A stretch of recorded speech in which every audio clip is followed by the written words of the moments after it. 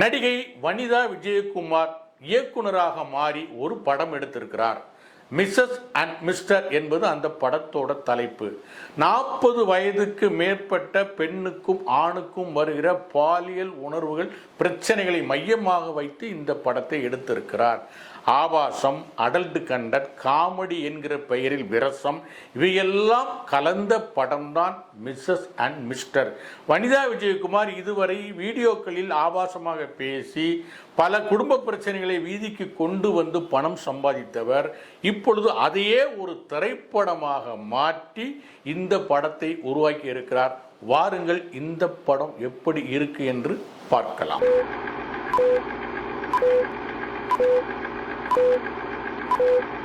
ஒலிபெருக்கி நேயர்கள் அனைவருக்கும் அன்பு வணக்கம்.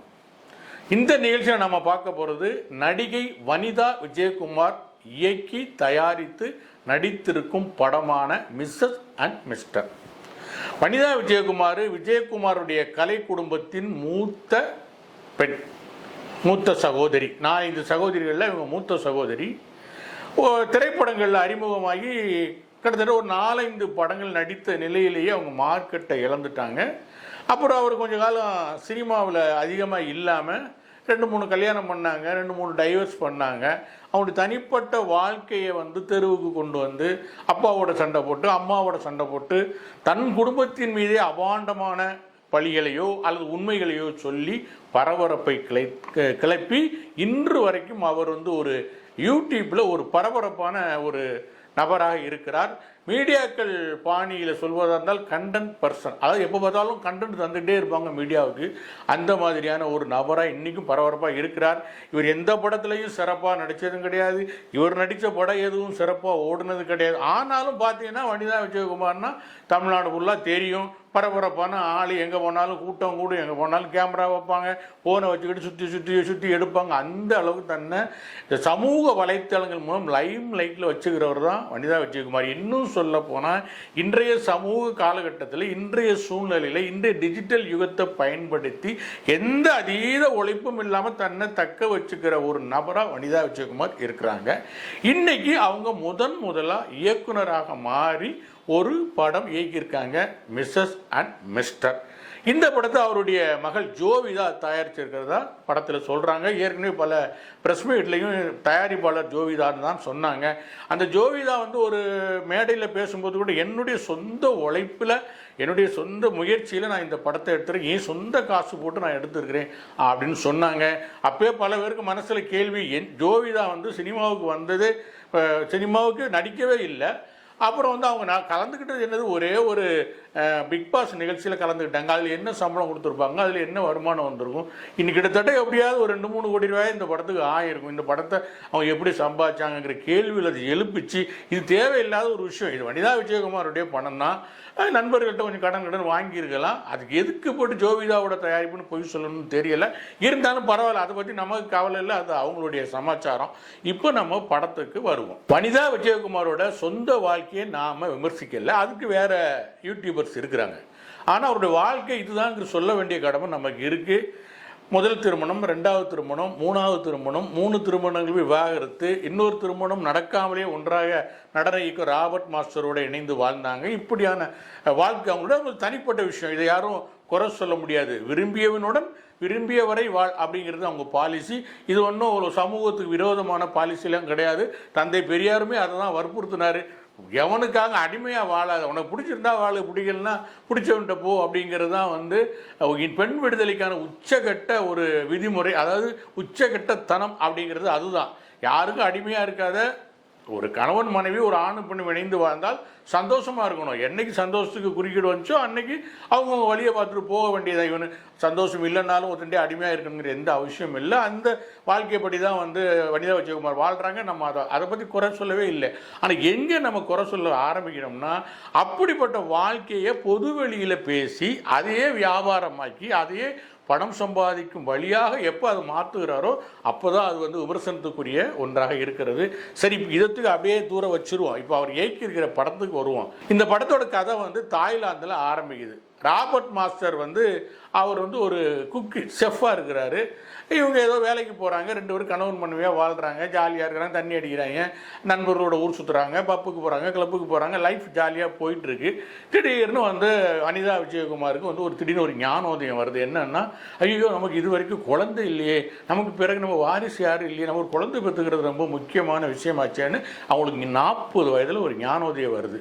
ஆனால் அதை குழந்தை வரணும்னா அதுக்குன்னு சில இயற்கையான வழிமுறைகள் இருக்கு இல்லையா, அந்த வழிமுறைகளுக்கு ராபர்ட் மாஸ்டர், அதாவது அனிதா விஜயகுமாரோட கணவர் கதைப்படி ஒத்துக்க மாட்டேங்கார். அதெல்லாம் கிடையாது, நான் இதுக்கு ஒத்துக்க மாட்டேன், எந்த வயசுக்கு அப்புறம் என்ன குழந்தை, அதெல்லாம் முடியாது அப்படின்னு மறுக்கிறாரு. அதே மீறி இந்த அம்மா பாக்கியராஜ் முருங்கைக்காய் பாணியில் நிறைய விஷயங்களை ட்ரை பண்ணுறாங்க. அவர் ட்ரை பண்ணியும் அவங்க திடீர்னு ஒரு நாள் மாசமாகறாங்க. மாசமானாலும் இவர் என்ன பண்ணுறாரு, இது ஏன் குழந்தையே இல்லை, நம்ம எப்போ பண்ணால் அது பண்ணோம் இது பண்ணோம், எப்படி திடீர்னு குழந்தை உண்டாச்சுன்னு அதில் பல சமாச்சாரங்களை போட்டு இவர் குழந்தை இல்லைங்கிற உடனே இவங்க வந்து கோவிச்சுக்கிட்டு இங்கே வந்துடுறாங்க, சித்தூருக்கு வந்துடுறாங்க, ஆந்திரா மாநிலம் சித்தூருக்கு சொந்தக்காரங்க வீட்டுக்கு வந்துடுறாங்க. அங்கே வந்து இருக்கிறாங்க. இவங்க வந்த கொஞ்ச நாள்கள்லேயே வந்து அவர் ராபர்ட் மாஸ்டர் இவங்களை தேடி வர்றாங்க. ராபர்ட் மாஸ்டர் ஏன் குழந்தை வேண்டான்னு அடம்பிடிக்கிறாரு, இவங்க ஏன் வேணும்னு குழந்தை அடம்பிடிக்கிறார். குழந்தை பிறந்துதா, ராபர்ட் மாஸ்டரும் வனிதா விஜயகுமாரும் ஒன்றா சேர்ந்தாங்களா அப்படிங்கிறது தான் இந்த படத்தோட கதை. இந்த படத்தோட விமர்சனத்துக்குள்ளே போகிறதுக்கு முன்னாடி நம்ம ஒரு விஷயத்தை மனசில் பதிய வச்சுக்கணும். என்னன்னா, வனிதா விஜயகுமாரும் ராபர்ட் மாஸ்டரும் சில காலம் வந்து ஒன்றா வாழ்ந்தாங்க. ஆனால் கல்யாணம் பண்ணிக்கல, ஒன்றா வாழ்ந்தாங்க. இது நம்ம சொல்லலை, அவங்களே சொன்ன விஷயங்கள் தான். ஒன்றா வாழ்ந்தாங்க, கல்யாணம் பண்ணிக்கல. அவங்க 2 பேருமே சேர்ந்து முன்னாடி எம்ஜிஆர், சிவாஜி, ரஜினி, கமல் அப்படிங்கிற பேரில் ஒரு படமும் எடுத்தாங்க. அந்த படத்தில் 2 பேர் சேர்ந்து நடிக்கவும் செஞ்சாங்க. அப்புறம் திடீர்னு பிரிஞ்சு தான் அவங்களுக்கு இன்னொரு காதல் வந்தது. அது கல்யாணத்தில் முடிஞ்சுது. திரும்ப அது வந்து அந்த கணவர் கடைசியாக கல்யாணம் பண்ணவர் இறந்தும் போயிட்டார். இவங்க இப்போ பழக்கம் போல் முரட்டு சிங்களாக ஆயிட்டாங்க. ஸோ இவங்க கணவன் ராபர்ட் மாஸ்டரும் வனிதாவும் பிரிந்துட்டாங்க. இப்போ இந்த படத்தில் ஒன்றா சேர்றாங்க. இந்த கான்ட்ராஸ்ட் தான் இந்த படத்தோட மெயின் சப்ஜெக்ட். வனிதா விஜயகுமார் கமர்ஷியலாக நம்பி இருக்கிறது என்னென்னா, கணவன் மனைவி போல வாழ்ந்து பிரிந்த 2 பேரும் திரும்பவும் மீண்டும் ஒன்றாக நடிக்கும்போது என்ன எதிர்பார்ப்பு இருக்கும் அப்படிங்கிறத காட்டுறது தான் இந்த படத்தோட அவருடைய முதல் கமர்ஷியல் நோக்கம். அதுக்கு ஏற்ற மாதிரி தான் கதையை அமைச்சிருக்காரு. ஏன்னா இவருக்கும் 40 வயசுக்கு மேலே, அவருக்கும் 45 வயசுக்கு மேலே, 2 பேருக்கும் 45 வயசுக்கு மேலே ஒரு குழந்தை வேணுங்கிற ஒரு சூழ்நிலையை உருவாக்கி, அது சம்பந்தமாக அவர் குழந்தைக்கு இயற்கையான முறையில் குழந்தை வேணும், செயற்கை குழந்தையோ அல்லது டெஸ்ட் டியூப் பேபியோ அல்லது வேறு எந்த விஞ்ஞான முயற்சியிலோ ஈடுபடாமல் இயற்கையான முறையில் ஒரு குழந்தை வேணும்னு நினைக்கும் போது அதுக்கு என்னெல்லாம் நடக்கும், என்னென்ன மாதிரியெல்லாம் இரட்டை அர்த்த வசனங்கள், என்னென்ன மாதிரியான முகம் சுளிக்க வைக்கிற காட்சிகள்லாம் வைக்க முடியுமோ அதெல்லாம் வச்சு இந்த படத்தை சொல்லியிருக்காரு வனிதா விஜயகுமார். அதே நேரத்தில் இந்த கதை வந்து அப்படியே சித்தூருக்கு வந்தோடனே ஷைலா, அப்புறம் கும்தாஜி, அப்புறம் ஏகப்பட்ட அந்த காலத்திய கவர்ச்சி நடிகைகள் எல்லாம் கூப்பிட்டு வந்து அவங்களையும் அதில் நடிக்க வச்சு, ஷைலா தான் வனிதா விஜயகுமாரோட அம்மாவை நடிச்சிருக்காங்க. அவங்க பேசுகிற டபுள் மீனிங் வசனம், அவரோட ரசிகர்னு சொல்லிட்டு ஒருத்தன் படம் ஃபுல்லாக வர்றான்.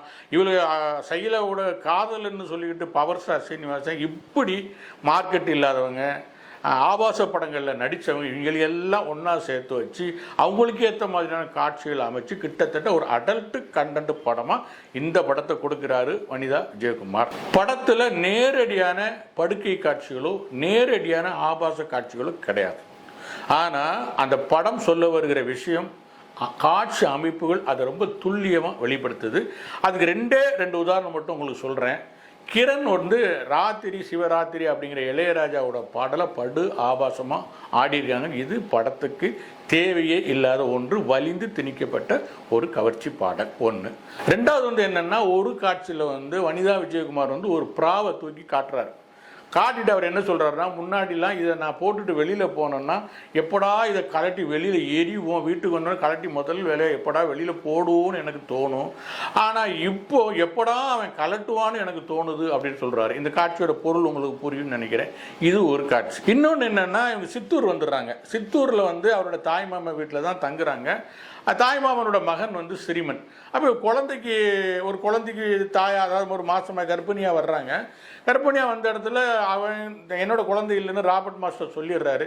உடனே சிறுவன் என்ன சொல்கிறார், இது ஏன் குழந்தைய நான் ஏற்றுக்கிறேன், யார் வந்து கேட்டாலும் இதை நான் ஏன் குழந்தைன்னு சொல்லிக்கிறேன் அப்படின்னு சொல்லி ரொம்ப பெருமிதமாக சொல்கிறாரு. இது இந்த 2-3 காட்சிகளுமே வந்து இது எப்படி இந்த படங்கள் இந்த படத்தில் வந்து ஆபாசம் திணிக்கப்படுது, காட்சியாக அதாவது நேரடி காட்சியாக இல்லாமல் ஒரு காட்சி அமைப்பின் மூலம் எப்படிப்பட்ட ஒரு ஆபாசத்தை திணிக்குது அப்படிங்கிறதுக்கு இந்த 3 காட்சியும் உதாரணம். ஆனால் உண்மையிலே பார்த்தீங்கன்னா இந்த கதை ஒன்றும் பெருசாக புதிதான கதை அல்ல. ஒரு வயசை தாண்டிய பிறகு குழந்தை பெற்றுக்கொள்ள நினைப்பதும் குழந்தை பெற்றுக்கொள்வது மாதிரியான கதைகள் வந்து நிறைய வந்திருக்கு. இதில் 40 வயசுக்கு தாண்டிய ஒரு தம்பதிகள் குழந்தை பெற்றுக்கொள்ள நினைக்கிறாங்க. அது சம்பந்தமாக வருகிற பிரச்சனைகளை மையமாக வச்சு இந்த படத்தை எடுத்துருக்கணும். இந்த படம் சொல்ல வர்ற மெசேஜ் என்னன்னா, குழந்தை பெற்றுக்கொள்வதற்கு வயது ஒரு தடை அல்ல அப்படிங்கிற விஷயத்தையும், ஒவ்வொருத்தரும் தனக்கு ஒரு வாரிசாக ஒரு குழந்தை பெற்றுக்கணும், அதாவது பெற்றுக்க முடியும் அப்படிங்கிற நிலைமை இருக்கும்போது கண்டிப்பாக பெற்றுக்கணும் அப்படிங்கிற 2 விஷயத்தை அந்த படம் பேச வருது. ஆனால் ஏற்கனவே வந்த கதையாக இருந்தாலும் நல்ல மெசேஜாக இருந்தாலும் அதை சொன்ன விதம் வந்து ஆபாச குப்பையாகத்தான் இருக்கிறது. இந்த படத்துக்கு ஒலிபெருக்கியோட நட்சத்திர மதிப்பீடு 2. நன்றி நேயர்களே, உண்மை பேசுவோம், அதை உரக்க பேசுவோம். இந்த நிகழ்ச்சி உங்களுக்கு பிடிச்சிருந்தா லைக் பண்ணுங்க, ஷேர் பண்ணுங்க, சப்ஸ்கிரைப் பண்ணுங்க. நன்றி, வணக்கம்.